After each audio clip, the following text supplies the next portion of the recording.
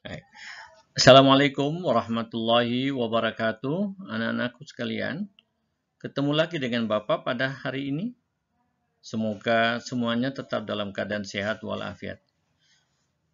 Pembelajaran kita pada hari ini adalah meraih kedamaian dengan mujahadah an-nafs, husnudzon, dan ukhuwah.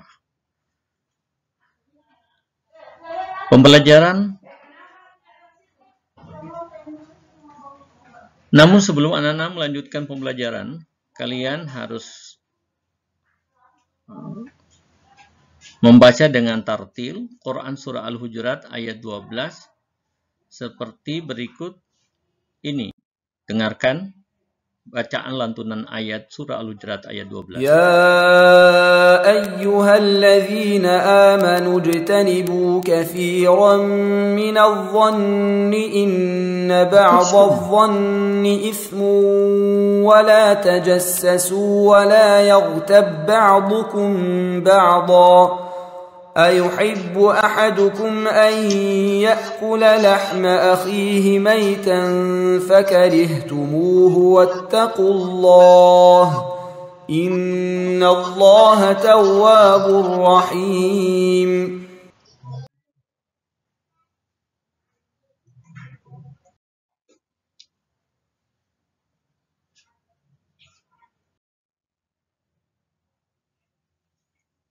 Baik. Prasangka buruk dilarang karena prasangka buruk adalah suatu sikap budi pekerti yang tidak berdasar pada fakta yang tepat. Seperti tidak bijak ketika membaca berita di media yang memberitakan kejelekan orang lain. Padahal kita diingatkan untuk menjauhi prasangka buruk.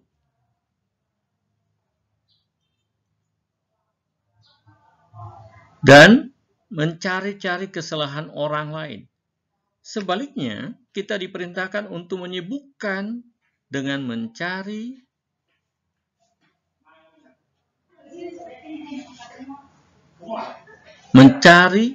sebaliknya kita diperintahkan untuk menyibukkan dengan mencari kesalahan dan keburukan diri kita sendiri agar kita dapat berintrospeksi terhadap diri,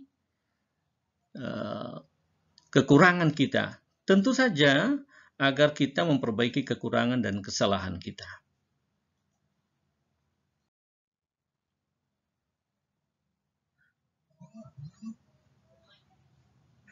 Hadis tersebut menjelaskan bahwa ghibah adalah menyebut orang lain yang tidak hadir di hadapan penyebutnya dengan sesuatu yang tidak disenangi oleh yang bersangkutan. Dapat juga dikatakan bahwa ghibah adalah membicarakan dan menyebutkan kejelekan orang lain. Tentu tidak ada satu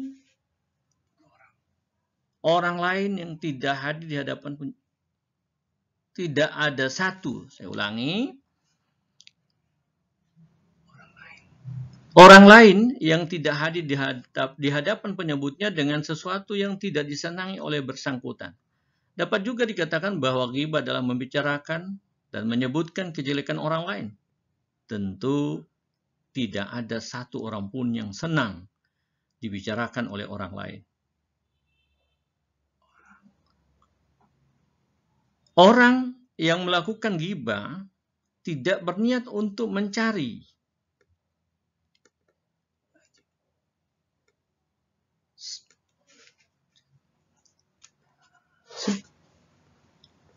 Orang yang melakukan ghibah, saya ulangi, orang yang melakukan ghibah tidak berniat untuk mencari kebenaran, tetapi hanya untuk sekedar melampiaskan dan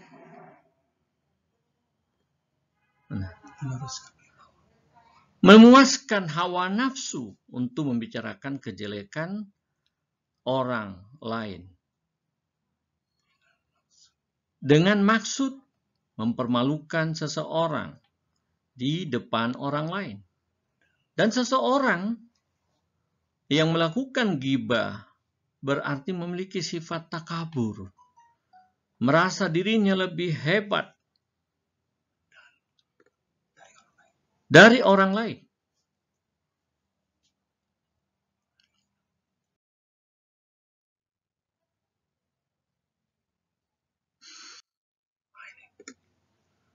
Selanjutnya, berprasangka baik atau husnuzan kepada Allah.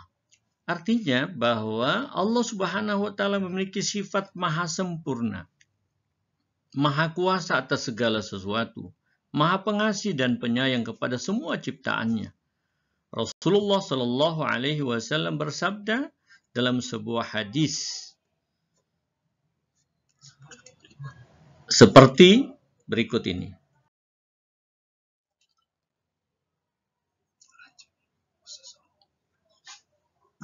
Husnuzan dalam bertakwa kepada Allah Subhanahu wa Ta'ala artinya meyakini bahwa semua perintah Allah Subhanahu wa Ta'ala adalah untuk kebaikan manusia itu sendiri.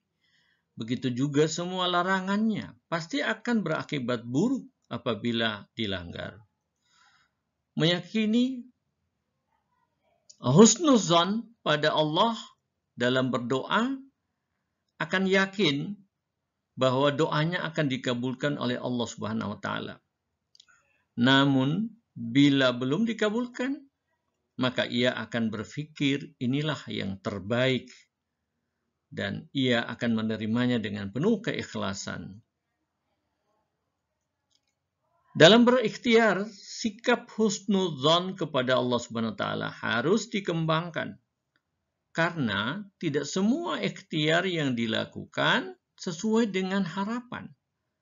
Oleh karena itu, dalam berikhtiar harus selalu digandengkan dengan sikap tawakal, yaitu menyerahkan hasil ikhtiarnya hanya kepada Allah Subhanahu wa Ta'ala semata.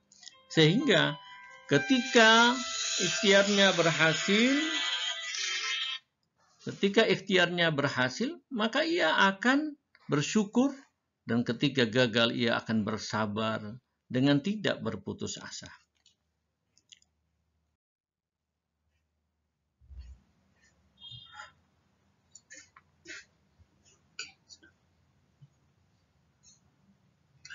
Selanjutnya, husnuzon kepada sesama atau orang lain. Husnuzon kepada orang lain dapat dilakukan dengan cara berusaha untuk melihat kebaikan orang lain dan mengakuinya dengan jujur atas segala kelebihan yang dimilikinya. Sebaliknya, berusaha untuk melupakan segala keburukan orang lain yang pernah dilakukan. Cara berusaha untuk melihat kebaikan orang lain dan mengakuinya dengan jujur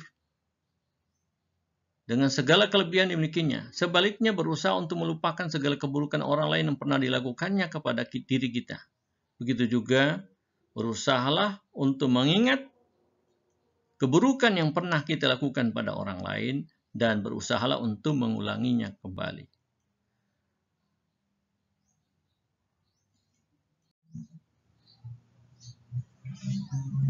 Dengan menyadari kelebihan yang ada pada dirinya, maka timbul sikap yang penuh harapan. Tidak mudah putus asa ketika menghadapi tantangan hidup, bahkan bersikap optimis dengan bekerja keras, kerja ikhlas, kerja cerdas, kerja mawas, dan kerja tuntas. Dengan menyadari kekurangan pada dirinya, maka berusaha untuk memperbaikinya dan menjadikannya sebagai sebuah kekuatan. Hikmah dari perilaku kontrol diri dan prasangka baik meningkatkan sifat sabar dengan tidak cepat memberikan reaksi terhadap permasalahan yang timbul, dapat mencegah perilaku buruk atau negatif dari seseorang, mendapatkan penilaian positif dari lingkungannya, terbinanya hubungan baik dan berinteraksi sosial dengan sesama.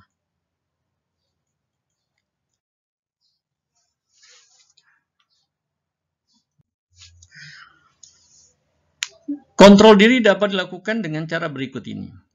Saya ulangi, setiap perbuatan dosa dan maksiat akan berakibat buruk pada diri sendiri, misalnya hati gelisah, tidak tenang, dan merasa jauh dari Allah SWT. Sebaliknya amal soleh akan berakibat positif bagi dirinya. Misalnya, hidup tenang, optimis, merasa dekat dengan Allah Subhanahu wa Ta'ala.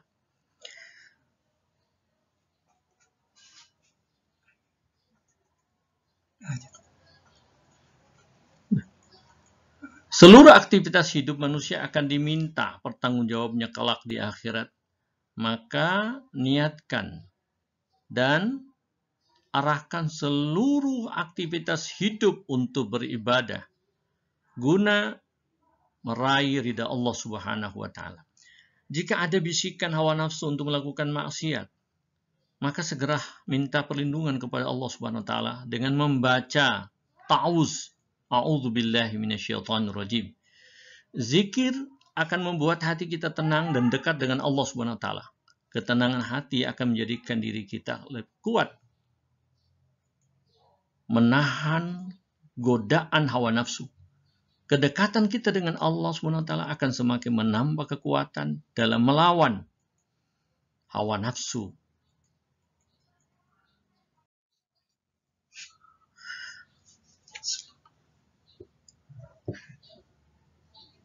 Selain yakin kepada Allah Subhanahu wa taala akan senantiasa memberi yang terbaik bagi hambanya. Selalu mensyukuri nikmat Allah Subhanahu wa taala. Rasa syukur dapat diungkapkan dengan mengucapkan alhamdulillah. Selalu mensyukuri nikmat, menggunakan nikmat tersebut sesuai dengan kehendaknya. Bersikap tawakal, sabar, dan ikhlas atas semua cobaan dan ujian dari Allah Subhanahu wa taala.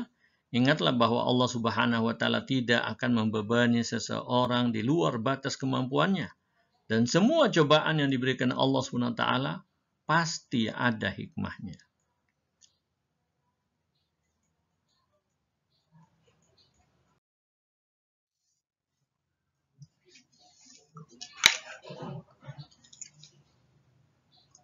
Melihat seseorang dari sisi baiknya ditunjukkan dengan rasa senang dan berpikir positif.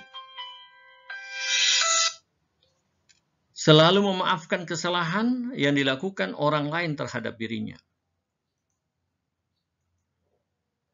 Bersikap hormat pada orang lain tanpa ada rasa curiga, dengki, dan perasaan tidak senang tanpa ada alasan yang jelas. Selalu mengingat kebaikan-kebaikan yang pernah dilakukan oleh seseorang. Melupakan kesalahan yang dilakukan orang lain terhadap dirinya.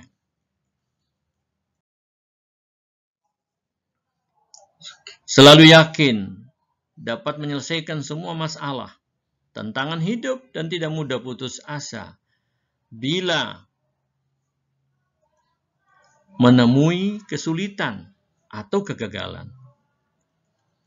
Berusaha sekuat tenaga untuk mencapai semua keinginan dengan kerja keras, kerja cerdas, kerja ikhlas, dan kerja tuntas, penuh dengan inisiatif untuk meraih cita-cita. Setelah ini, pembahasan kita akan lanjutkan ke materi persaudaraan, namun kita dengarkan terlebih dahulu bacaan Quran Surah Al-Hujurat ayat 10 berikut ini. إنما المؤمنون إخوة فأصلحوا بين أخويكم واتقوا الله لعلكم ترحمون. Ukhuwah Islamiyah yaitu persaudaraan karena sama-sama memiliki persamaan agama dan keyakinan.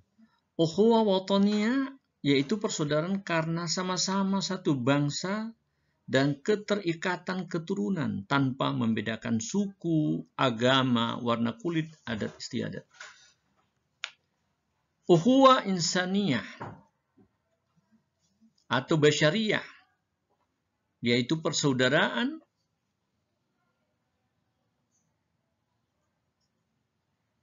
karena sebagai sesama manusia secara universal tanpa membedakan ras, suku, bangsa, agama, dan warna kulit.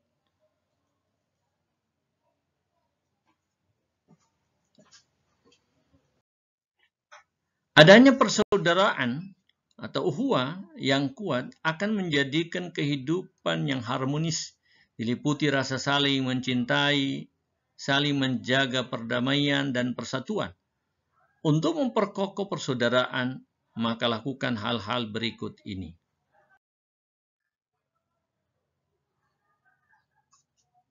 Pertama adalah ta'aruf, saling mengenal antara umat Islam, bukan hanya penampilan fisik, namun juga tentang ide, gagasan, dan lain sebagainya. Yang kedua, tafahum.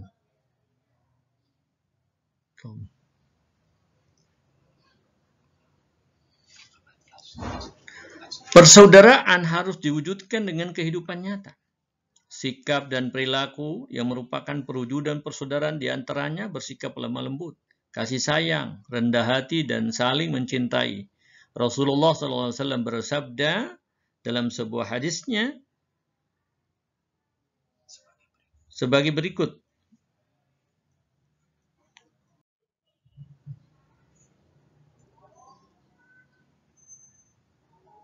Menumbuhkan sikap saling memahami, saling mengerti di antara sesama, menumbuhkan sikap saling tolong-menolong, menumbuhkan sikap saling menghormati, menghargai, akan melahirkan rasa persatuan dan kesatuan bangsa. Menimbulkan tenggang rasa dan tidak menzalimi antara sesama. Tercipta dan terjalinnya solidaritas yang kuat antara sesama muslim. Terbentuknya kerukunan hidup antara sesama warga masyarakat.